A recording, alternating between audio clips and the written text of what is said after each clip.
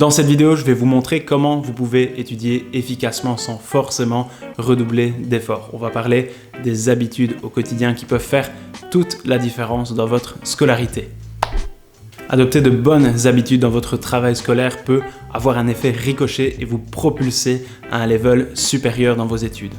Oh! Hooray! I'm a pig! Et à votre avis, qu'est-ce qui sépare les étudiants qui réussissent bien dans leur domaine d'études des autres étudiants?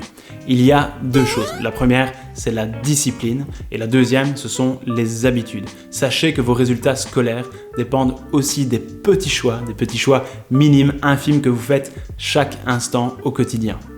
Aujourd'hui, je vais vous présenter le top 3 des habitudes des étudiants qui réussissent. Alors ces habitudes, elles viennent d'ouvrages que j'ai lus, mais elles viennent également de mes observations lors des coachings scolaires avec des étudiants. On commence tout de suite, on se plonge directement dans le sujet, mais juste avant,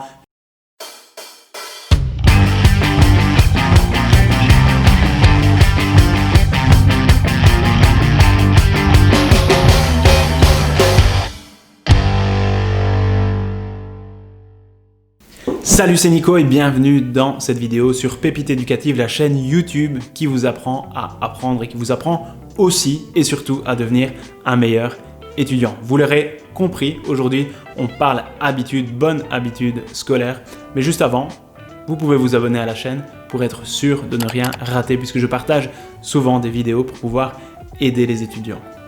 Je suis certain que tout comme le premier jour de l'année, le jour de l'an, où notre réserve de volonté est à fond, est à bloc, vous avez sans doute déjà essayé d'adopter des nouvelles habitudes pour l'école. Comme par exemple pouvoir ranger vos feuilles dans les bonnes fardes. Mais très vite, après quelques jours, vous vous rendez compte que votre sac est devenu plutôt une corbeille à papier qu'un cartable bien rangé.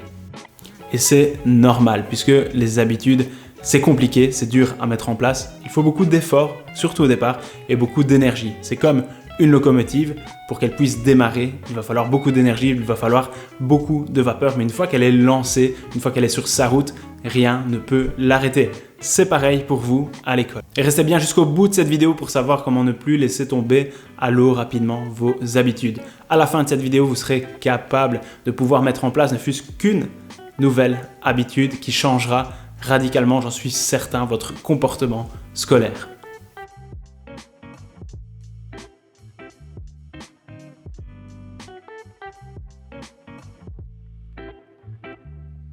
Avoir une bonne hygiène de vie va vous permettre de pouvoir avoir de l'énergie, mais également de pouvoir clarifier vos objectifs de travail. Avoir de l'énergie mentale, avoir de l'énergie psychologique, c'est hyper important pour pouvoir abattre des grandes quantités de travail. Et clarifier vos objectifs vous permettra de ne pas travailler pour rien et surtout de ne pas travailler à l'aveugle. En d'autres termes, vous allez savoir exactement pourquoi vous faites tel ou tel travail. Ça va également vous pousser à vous donner les moyens de réussir et les moyens de réaliser toutes ces petites tâches au quotidien.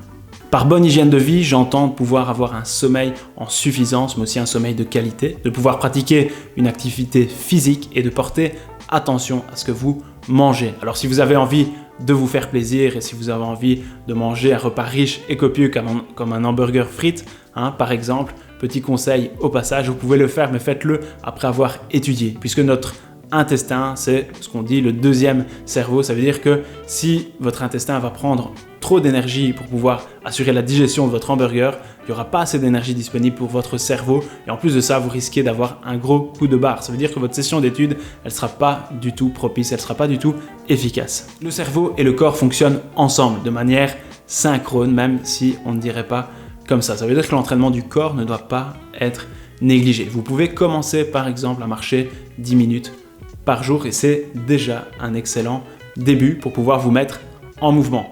Alors vous allez peut-être me dire que vous n'avez pas 10 minutes par jour à consacrer. Trouvez un moyen de pouvoir le faire 10 minutes par jour, 10 minutes sur une journée, c'est rien du tout. Demandez par exemple à vos parents de pouvoir vous déposer à quelques centaines de mètres plus loin de votre école pour pouvoir faire une petite marche le matin ou en rentrant de chez vous par exemple, avant de prendre votre 4 heures, vous pouvez aller faire une petite marche. C'est hyper bon pour le corps et pour l'esprit.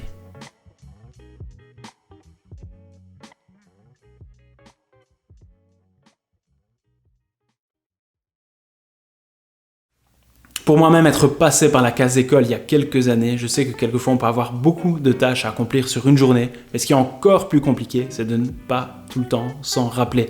Je te conseille donc de pouvoir programmer tes journées comme un véritable chef d'entreprise, l'heure à laquelle tu te lèves, le sport que tu vas faire et à quelle heure, le nombre d'exercices de maths que tu dois faire ou encore quel livre de français tu dois lire. Tu dois vraiment programmer tes journées minutieusement. Notre cerveau est très bon pour pouvoir faire du sabotage et très vite, il peut oublier ce que vous avez à faire si vous ne le notez pas par écrit. Pour faire de grandes choses, pour pouvoir être productif, on a besoin d'une carte, on a besoin d'un plan et donc il faut pouvoir construire en tant qu'étudiant son propre plan. Forcez-vous à noter ce que vous devez faire pour l'école, mais également forcez-vous à indiquer l'heure à laquelle vous allez réaliser cette tâche.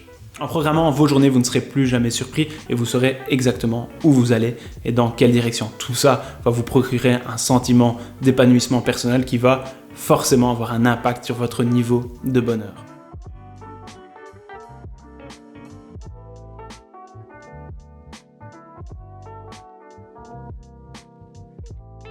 C'est un conseil sans doute que vous avez déjà entendu, mais sachez que beaucoup d'étudiants le négligent. Il faut de la rigueur dans le travail. Si vous ne travaillez pas suffisamment, ça va générer du stress interne parce que vous allez savoir au fond de vous que vous devez travailler, mais vous allez toujours repousser le moment de passer à l'action. Le travail scolaire doit faire partie intégrante de votre organisation.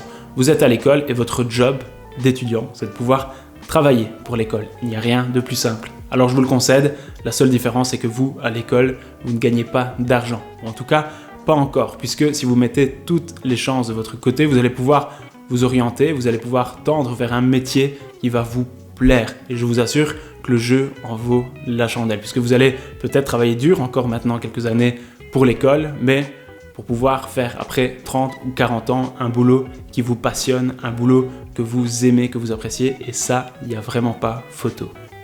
Plus vous serez constant dans votre travail et moins ça va vous sembler être une corvée. Vous l'aurez compris, vous ne manquez pas de moyens pour pouvoir propulser votre réussite scolaire. Appliquez déjà ces quelques conseils et vous verrez les résultats apparaître rapidement. Alors n'attendez pas un jour de plus pour pouvoir mettre en pratique, pour pouvoir mettre en action une nouvelle habitude, pour pouvoir être plus efficace dans votre étude. Et le secret c'est ça, c'est de commencer tout de suite, c'est de commencer maintenant et de prendre action. Toute grande aventure commence bien par un petit pas. Développez une habitude une après l'autre et laissez du temps pour que chaque habitude fasse partie intégrante de votre routine. Mettez-moi un pouce bleu si vous allez développer une nouvelle habitude rapidement et j'espère pourquoi pas aujourd'hui, tout de suite.